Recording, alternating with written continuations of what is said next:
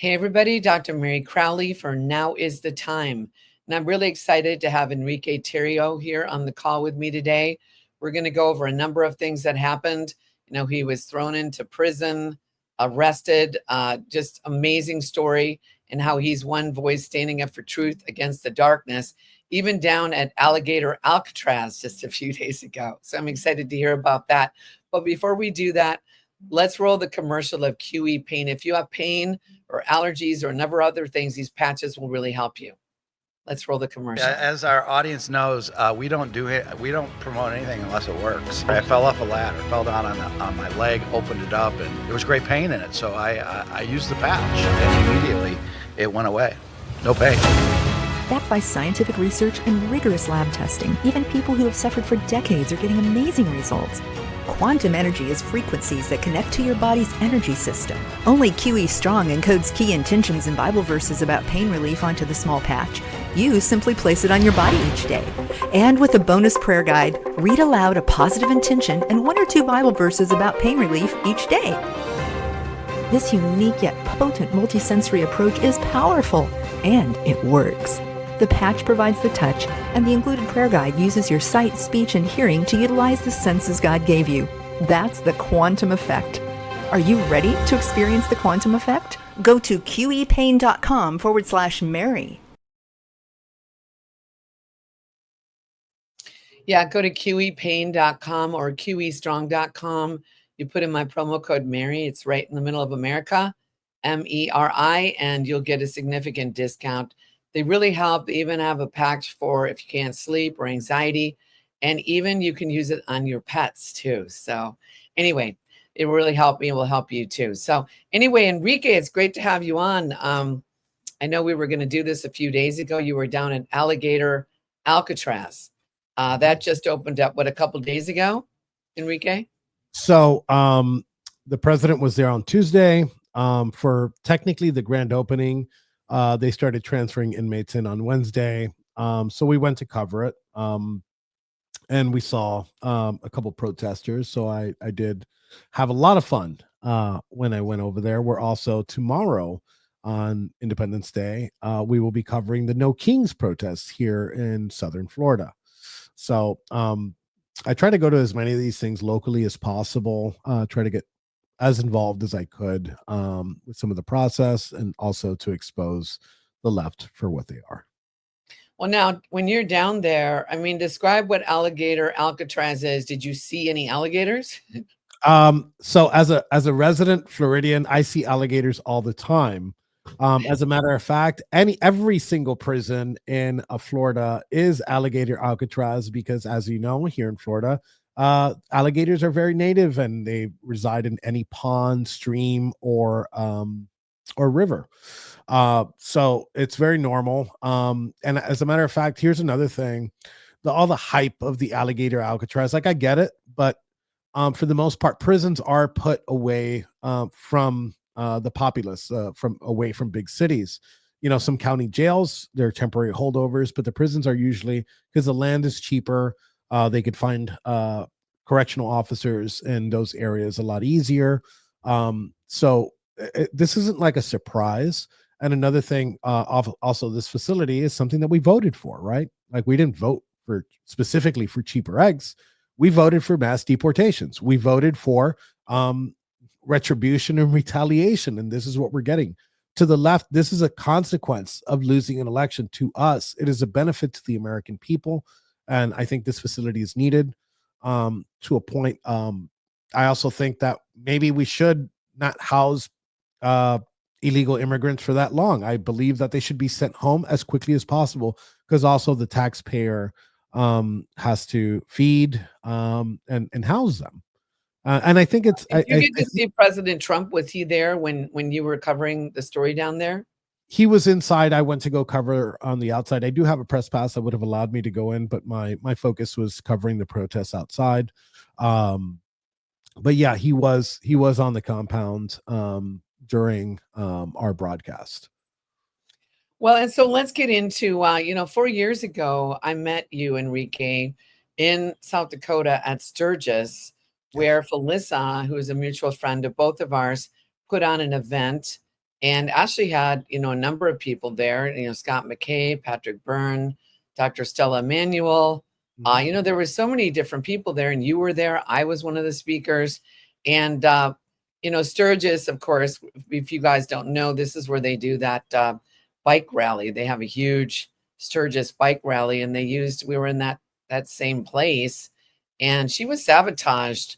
I don't know in what capacity, but really there should have been several hundred people there, and there was probably only possibly a few hundred, maybe less. But as they say, the show must go on. But I remember that's where I first met you, and of course I was there January 6th. You weren't, but I was there on January 6th, and I actually heard President Trump on the ellipse saying to peacefully and patriotically turn around, and I saw what happened that day. But let's go into some of the different things that you've had to endure from what happened on January 6th. A number of people that I know, including Trennis Evans and several other ones, I've actually met Ashley Babbitt's mom, Mickey, had lunch with her, and we've supported her. I mean, there's been a lot of things that they did to a lot of these J6ers. But what happened to you was, I think, horrendous. So why don't you kind of share a little bit, Enrique, what happened to you? So I saw it coming. Not specifically January 6th, just the implications of a Biden regime. I'm going to call it a regime change. Mid-November, on my show and in a Parler post, I wrote that if Biden took power on January 20th, 2021, that Trump supporters and the Proud Boys would be put in chains. I was 100% right about that. Meri, you said that you were on the grounds on January 6th. I truly believe that if Kamala Harris would have stolen the election, because that would be the only way that she could win, that you would be in the position that I was in. Because with my case, it already proved that you don't even have to be there on January 6th to be arrested for it. And we did know that the DOJ had about another 2,000 indictments that they were ready to charges to actually present in front of grand juries, at the bare minimum 2,000. So you would have been one of these defendants in these cases, and who knows how much time they would have given you. We saw people that just walked in and out of the Capitol get decade or more sentences. So I know Simone Gold. I've interviewed her, Dr. Simone Gold, and we were sitting there, having. First of all, they didn't even have any toilets out there. They really had any places to throw trash. I mean, it was really a setup. We were sitting kind of on the curb eating, some there was some trucks. Yeah, food trucks out there. And some guys came out and said, yeah, they let us into the Capitol, and we were walking around. And I mean, who knows if those guys, I don't know who they were, but who knows if they were basically, arrested. But you were at one point, in charge to some extent of the Proud Boys. Explain what the Proud Boys, who they were, because some people might not know. So I am the chairman. I was the chairman of the Proud Boys at one point. After 2022, we have set a policy that we will not be addressing what our international structure is. But at that very moment, I was the chairman of the Proud Boys. And what the Proud Boys is, if you had somebody else in this seat, you'd probably get a different answer, because we're not a focus group. Like a pro-life group has a central focus, and that's what they focus on. With us, the central focus is just to make better men. And how do you make better men? You make better brothers, better neighbors, better sons, better husbands. Those are the qualities that the Proud Boys brings into the equation. Example, I've been a small business owner my entire life. And I try, when I get new members, I try to get them to quit their job, and they look at me like they're crazy. They're like, wait, how am I going to put food on my plate? I'm of the mind of kill your masters, and your number one master in your life is going to be your boss. Your boss tells you at what time you got to wake up, at what time you got to be at work, when can you see your kids, when you have dinner, when you have breakfast. So in my case, my focus is in order to make better men, is to make more entrepreneurs. which is one of our tenants. But that might not be the focus of another Proud Boy. But at the end of the day, we're all in that same on that same path.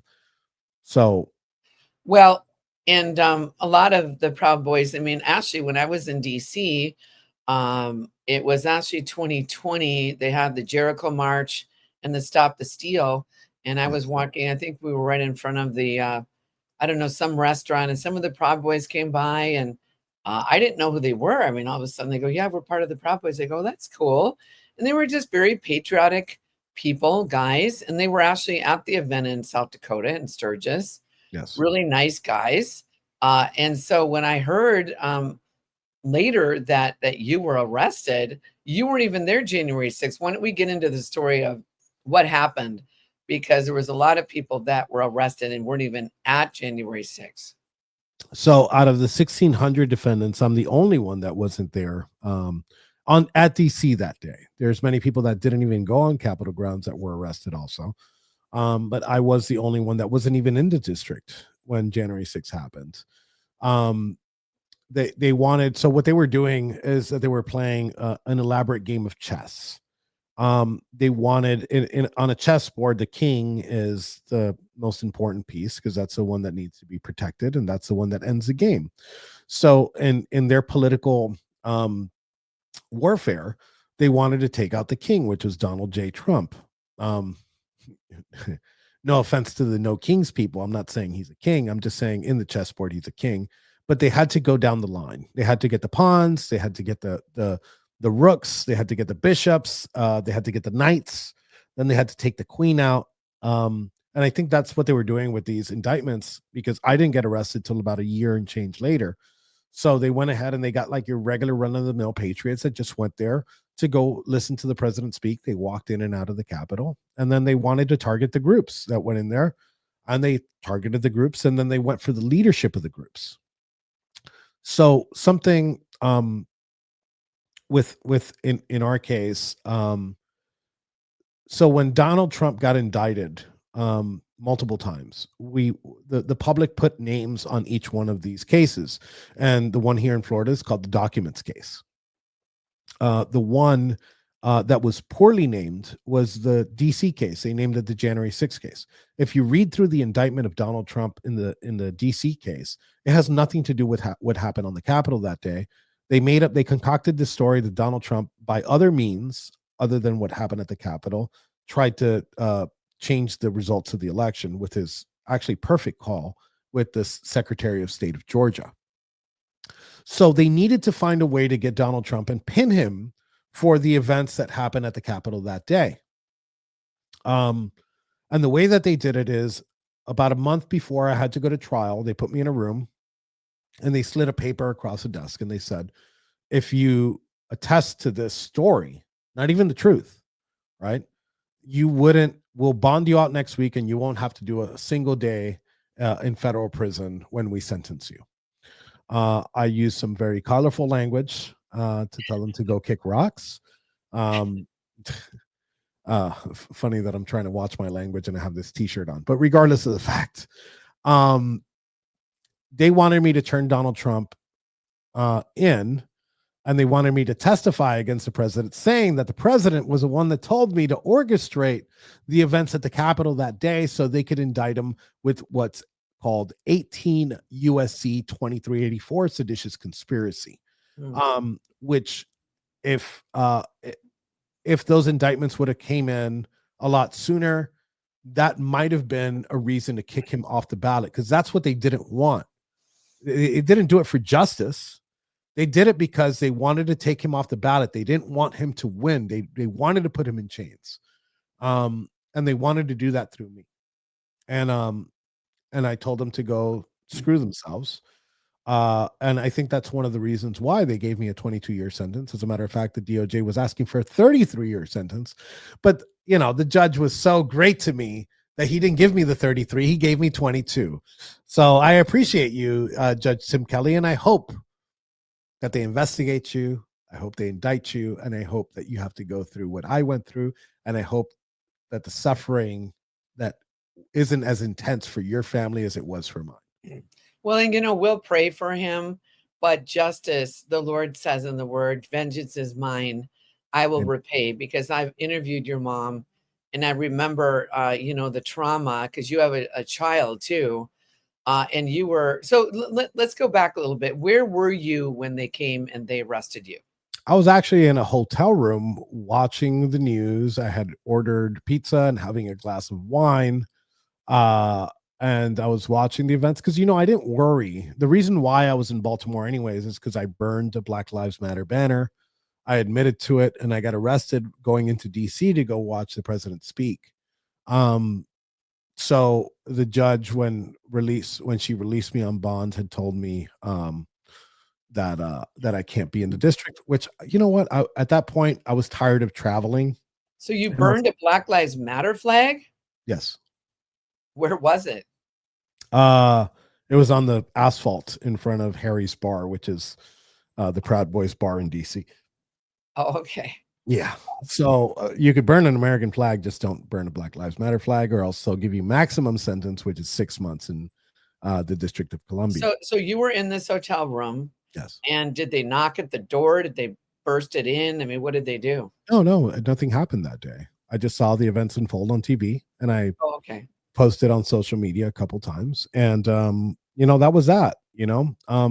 Again, like when I was released, I didn't think it was a big deal because I'm like, okay, well, I'm not going to go see the president speak. I've seen him speak a million times. And I could take a little break because I was only home from election day to January 6th. I think I was only home about like 2 or 3 days. I was traveling. I went to Michigan, I went to Arizona. I went to all those states. I went to Georgia, the Georgia state capital. And I didn't think a big deal of it. And then obviously what happened on January 6th, and I saw it, and I had the TV on, and I watched it like everybody else. Doc, you found out about what happened at the Capitol before I did. I didn't turn on the TV till a little bit later. So yeah, I was walking down Constitution Avenue after President Trump. It was really cold that day, and he didn't come on for a long time. It went on really long. And finally, we were said peacefully and patriotically, walk down to the Capitol. It's our freedom of speech. We have the right to do this. And then all of a sudden, I get a call from my friend, Rick, says, hey, they're storming the Capitol. And I just basically said, Rick, don't go in. Whatever you do, don't go into the Capitol. And he almost went in, but he didn't. And so it was pretty insane that day what happened. And then everybody had to leave. They shut the streets down. And I went in to get a pizza because everything was closed down. We were in an Airbnb probably 2 miles away. I was with Anna Kate, and there was like 5 girls in this really nice Airbnb. And I went to pick up the pizza, Enrique, and I'm watching the news, and I go, that's not what happened. I'm like, I'm watching the way they're spinning it, like on whatever they had channel on the news at the pizza place. And I go, that's not what happened. And so they spinned it, and they made it look like it was an insurrection. And I mean, I had some of my family members, Enrique, texting me like, what are you guys doing up there? And like, they're yelling at me going, nothing happened. I mean, so it was pretty insane. So where were you though when you were arrested? Were you at home when they came and they literally took you into prison? So it was a little over a year later, March 8th of 2022, 5:00 in the morning. They turned my door into toothpicks through flashbangs in the house and pulled me out in underwear. And they took me in. They didn't give me bond. The judge said that I was such a dangerous individual that I had the power. And it sounds so cool. It really does. But I had the power to do it again. Were you wearing Calvin Kleins when they came? Yes, I actually was wearing Calvin Kleins when they came in. What's funny is CNN got there before the FBI did. We found this out through my my Ring doorbell camera thingy. Yeah. So the judge said that I had the ability to do this again from the comfort of my iPhone, that I can try to overthrow the United States government just by tweeting, which again, I think sounds really cool. but it's really not true because I didn't plan it in the first place. Did we have plans on January 6th? Yes, we did. I'm here to tell you with 100% certainty, I had a lot of plans on January 6th. I had plans to go watch the president speak. I was slated to speak on 3 different stages. At the very moment that the initial breach, I use air quotes, the initial breach into the Capitol happened, I was supposed to be on the opposite side of the National Mall by the Lincoln Memorial doing a speech. So I have no idea, not even time constraints. If I was on the ground that day, I could guarantee you that my guys wouldn't have gone into the Capitol. And I think that might be one of the reasons. And so they come, because I know so many stories like Trent Evans, they came and they literally had a scope on his 13-year-old son, the red dot. I mean, can you imagine being a 13-year-old and having like a red dot on your forehead? Like a 13-year-old kid. I mean, it was just unbelievable. The walk away movement. What's the name of that guy? Brandon Straga. Yeah, I interviewed him, and they did the same thing to him. I think he was somewhere like in, Kansas or something. Same deal. Pulled him out early morning. They do this because it's literally torture, I think, and they're trying to get people afraid. So you got thrown into, where were you? You're in a prison in Georgia. I was in 40 different prisons, county jails, and federal holdovers during my time. They put me on what's called diesel therapy, and what the Bureau of Prisons officially calls administrative transfer. I think I might have broke. I like being a person that breaks records. The highest sentence.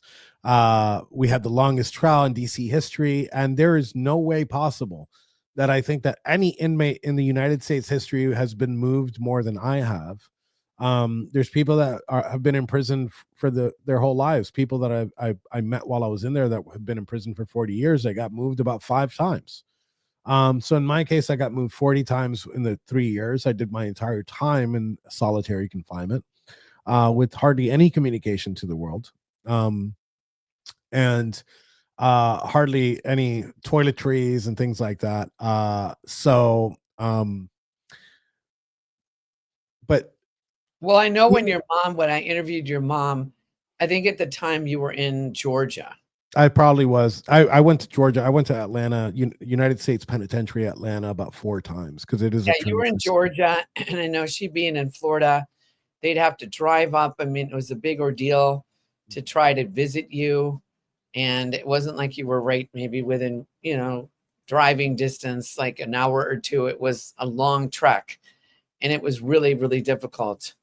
And so anyway, I'm really sorry, Enrique, you had to go through that. See what they did to the DC Gulag people in the DC jail. I mean, did you ever get beaten, or did they, try to do anything of that effect? Yeah. That's a normal thing.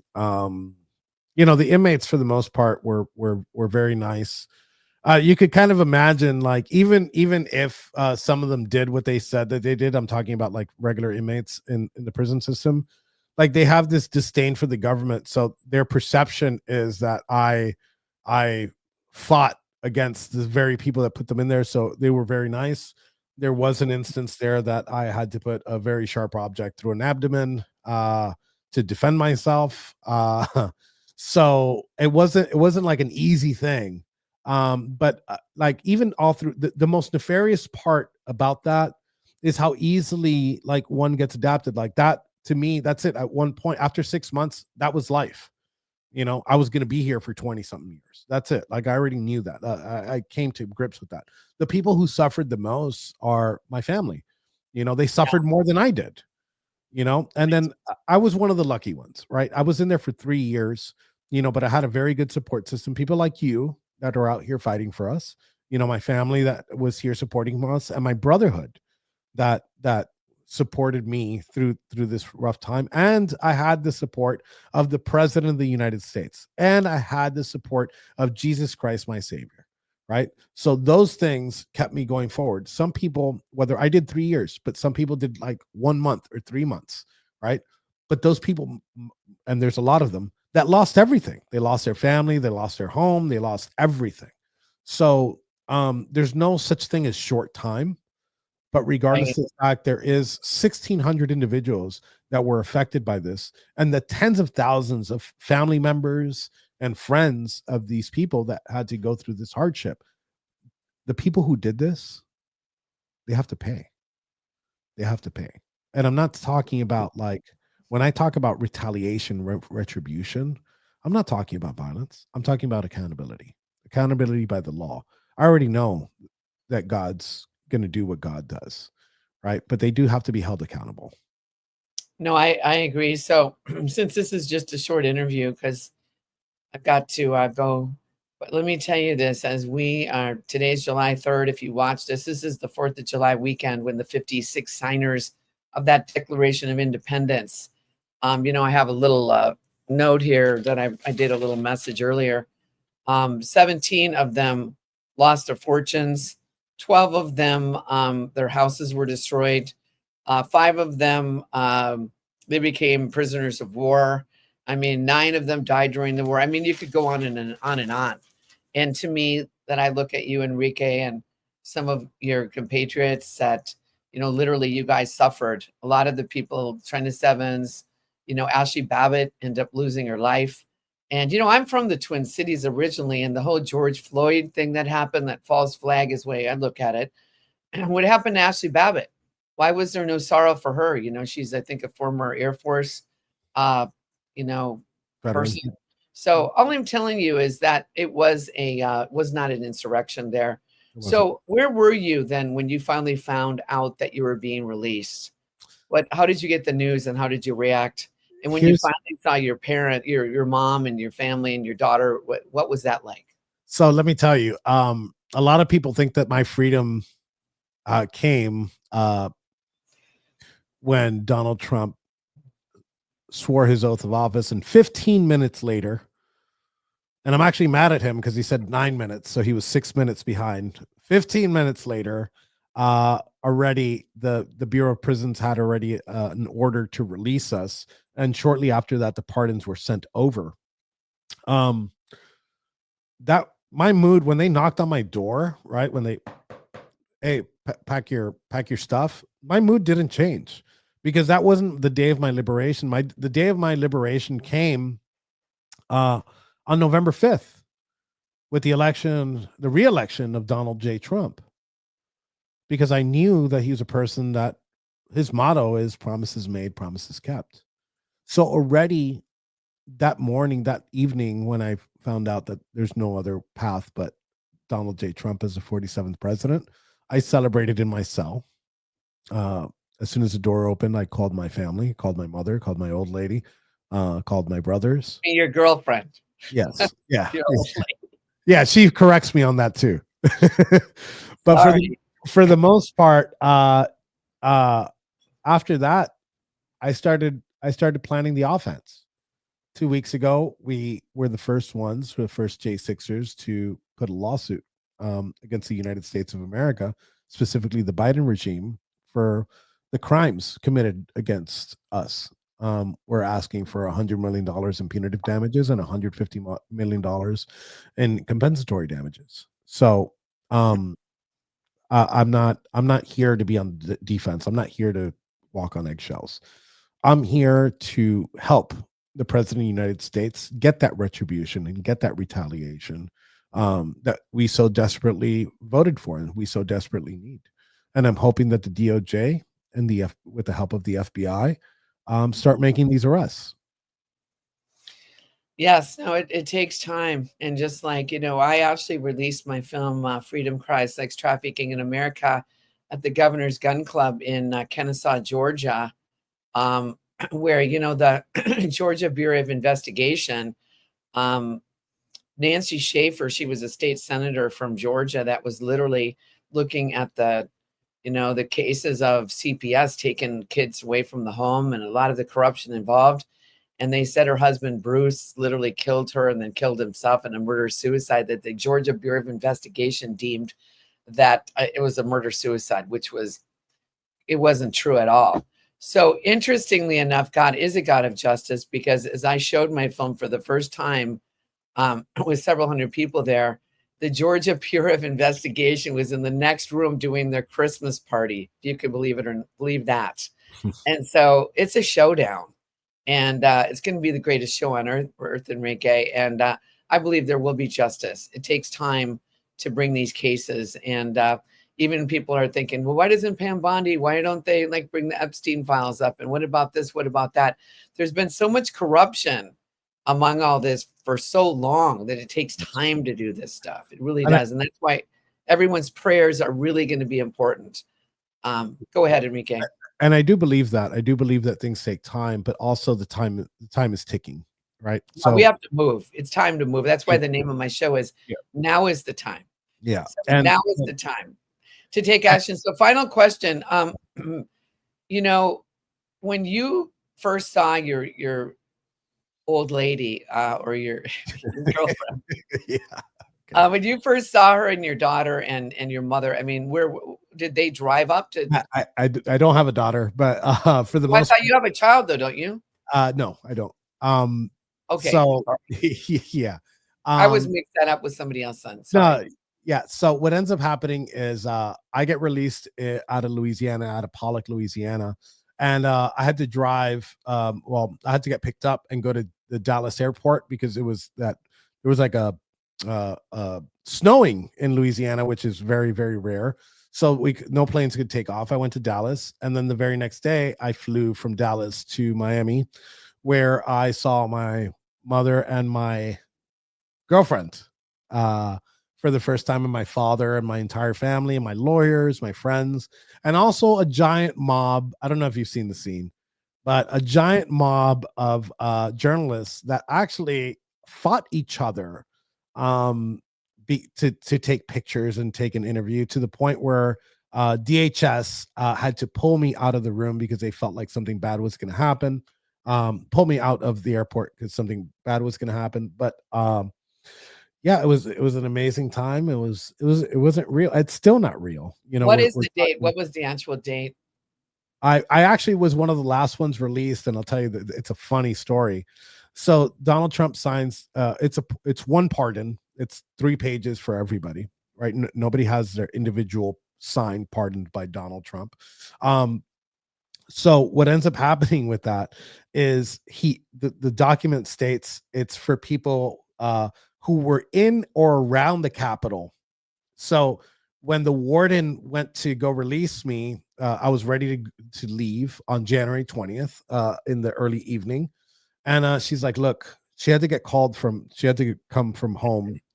She was off her shift, and she sat me in her office. She's like, look, I know I got to release you, and I know what they're going to tell me, but I have to go through procedure, and the pardon technically in a way doesn't cover you because you weren't there on January 6th. So they put me back in my cell. And I wasn't worried. I knew what was going to happen. She's like, I got to call the administration and just make sure it's okay. And they knocked on my door the following morning on January 21st and told me, okay, just pack your stuff. Now you're really leaving. And I was released almost immediately there. And I have video actually of me inside the prison, somebody with a cell phone that was inside the prison, saw with my walkout inside the prison compound. Wow. Yeah. Well, Enrique, I'm so happy that when I heard that you were released, and, many of the other J6ers, I knew that it was kind of like, in Isaiah chapter 61, it talks about, he released it's good news to the poor, the opening of the prison to those who are bound. And Jesus said, it's the acceptable year of the Lord. That's what the first thing Jesus spoke when he came up to in the temple. That's the first thing that he said, was about the releasing of the prisoners. So we're happy that you're released. Where can people get in touch with you, Enrique? So I don't have a Facebook or Instagram, but I am on Twitter, as you younger generations call it, X. You can follow me there at Noble1. You spell out 1 ONE. And then we started a podcast network. It's right here behind me, right here. It's the Warboy Studios, and you could follow us at Warboy Studios. And then to support me financially, I don't ask for donations. we sell merchandise. We sell some of the best merchandise. It's kind of like an Amazon for conservative merchandise, and it's right there below you. It's 1776.shop. Okay, wow. Okay, I'll have to buzz over there and get something. Yeah. 1776.shop, because tomorrow it will be the 249-year anniversary of the birth of our country, of course, when they signed the Declaration of Independence. So we're really excited. Well, happy 4th of July, Enrique, and your old lady, or I mean, sorry, girlfriend, and and your family. And happy 4th of July to everybody, because we are in a time to declare that we are free.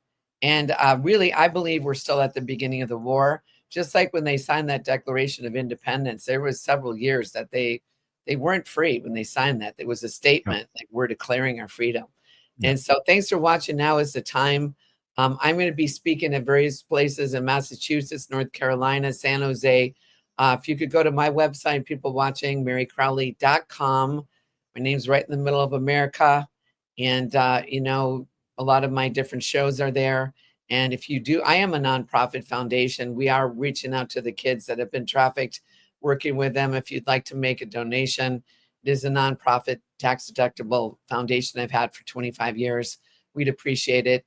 And thanks for coming on, Enrique. Thanks for watching. Now is the time. Happy 4th. The best is yet to come. See you soon.